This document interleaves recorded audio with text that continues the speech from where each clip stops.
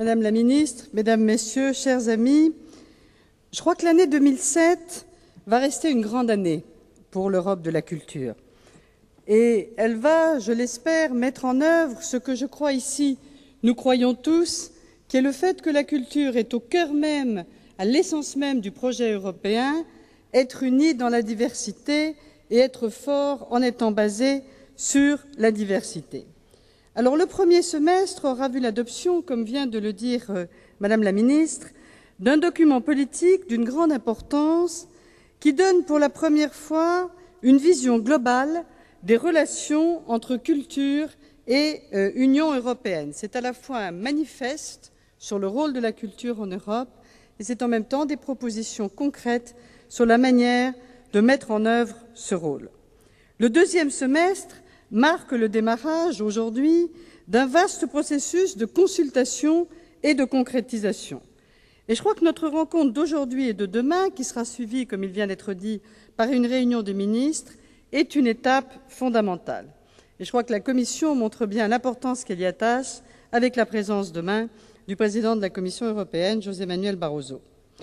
Et donc, je voudrais profiter de cette occasion pour remercier très vivement les deux présidences qui se sont succédées en 2007, la présidence allemande et la présidence portugaise, pour leur investissement en matière de culture et pour le soutien apporté aux initiatives de la Commission.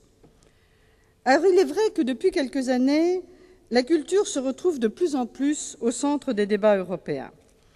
L'Union européenne s'est attachée à mener à bien de nombreux chantiers pour stimuler les secteurs culturels et créatifs. En effet, conformément à l'article 151 du traité, la culture fait l'objet, en bon français, d'un mainstreaming dans les politiques et programmes communautaires. Et donc, la communication relative à un agenda européen de la culture à l'ère de la mondialisation, adoptée par la Commission en mai dernier, s'appuie sur cet acquis. Outre la vision globale qu'elle donne du rôle de la culture dans le projet européen, elle présente une série de propositions visant à renforcer la coopération et le dialogue dans ce domaine.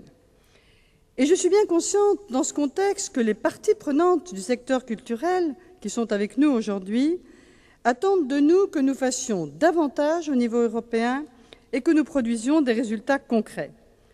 Et d'ailleurs, je dois ajouter qu'une enquête Eurobaromètre, commanditée par la Commission, dont les résultats seront rendus publics demain, montre que les citoyens européens souhaitent eux aussi que davantage soit fait pour favoriser les échanges culturels entre les États membres ou encore la diversité culturelle sur notre continent. Et selon ce même Eurobaromètre, je crois qu'on peut tous se réjouir de constater que 77% des citoyens européens affirment que la culture est au cœur de leur vie quotidienne. Et donc, les citoyens européens, contrairement à ce qu'on dit souvent, sont toujours attachés à leur culture, et je crois que c'est un très bon signe pour nos débats. Alors, dans ce contexte, quels sont les objectifs que nous proposons et comment nous proposons de les atteindre ? La communication avance l'idée d'un agenda commun pour la culture en Europe et pour les relations entre l'Union européenne et les pays tiers. Le long processus de consultation préalable que nous avons organisé nous a permis d'identifier 3 grandes séries d'objectifs à partager par les institutions européennes et avec le secteur culturel s'il est preneur. La promotion de la diversité culturelle et du dialogue interculturel. La diversité culturelle, c'est la base du traité sur l'Union européenne. Dialogue interculturel, nous aurons l'année prochaine, en 2008, l'année européenne du dialogue interculturel. Deuxièmement, la promotion de la culture comme un vecteur important de créativité dans le cadre de la stratégie de Lisbonne en faveur de la croissance et de l'emploi. L'étude que nous avons réalisée montre que 2,6% du produit national brut est constitué par les industries créatives et culturelles, plus que le secteur agroalimentaire, plus que le secteur chimique. Et donc, culture et économie ne sont pas antinomiques, elles peuvent au contraire bâtir des synergies importantes. Et enfin, l'affirmation de la culture dans les relations de l'Union européenne avec le reste du monde. Alors, une des innovations clés de cette communication est bien entendu la proposition d'associer le secteur culturel plus étroitement et de manière plus structurée au débat européen. L'objectif est de développer de meilleures structures de dialogue et de partenariat avec vous, afin de procéder à des échanges de vues réguliers qui alimentent le processus décisionnel, à des échanges de bonnes pratiques, à des évaluations, à des analyses d'impact.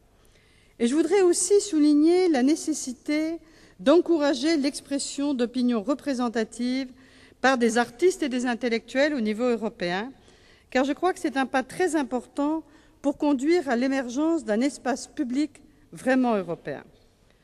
Alors ce forum est une première. C'est le premier exemple de ce dialogue renouvelé avec les parties prenantes du secteur culturel. Il donne aux organisations de la société civile l'occasion de participer pleinement comme acteurs au débat. Il vous offre à tous la possibilité d'être associés au processus de consultation et de réagir aux propositions qui sont contenues dans la communication. Mais ce forum inaugure aussi, et peut-être surtout, un processus de dialogue structuré et régulier entre les parties prenantes du secteur culturel, les représentants de la société civile et les décideurs politiques. Une autre caractéristique fondamentale de cette nouvelle stratégie, qui est en droite ligne avec notre volonté d'un meilleur dialogue avec ce secteur, est la proposition visant à introduire un système plus structuré de coopération parmi les États membres et les institutions de l'Union européenne sur les sujets culturels. Il s'agit de la méthode ouverte de coordination qui a été utilisée avec beaucoup de succès, notamment dans le contexte de la stratégie de Lisbonne, sur plusieurs domaines de l'action européenne. Je voudrais revenir un mot là-dessus parce qu'au-delà du mot un peu barbare, qui a d'ailleurs été inventé en coopération avec la Commission par la présidence portugaise de l'année 2000, elle dit bien ce qu'elle veut dire. Elle ne remplace pas les politiques nationales, elle soutient les politiques nationales.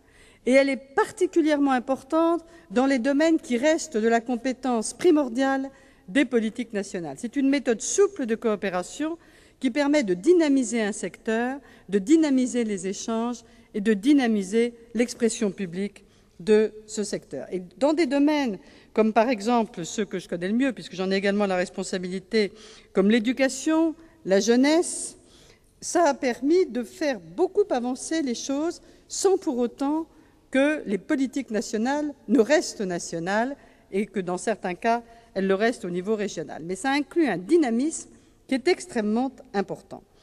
Alors, afin de définir le cadre de travail de cette méthode ouverte de coordination, la communication suggère un certain nombre d'objectifs généraux qui devraient être conjointement approuvés par les États membres et la Commission européenne. Les progrès effectués pour atteindre ces objectifs seraient, selon notre proposition, examinés tous les 2 ans et un programme de travail pourrait ainsi être révisé et adapté en fonction des résultats obtenus et des nouveaux besoins.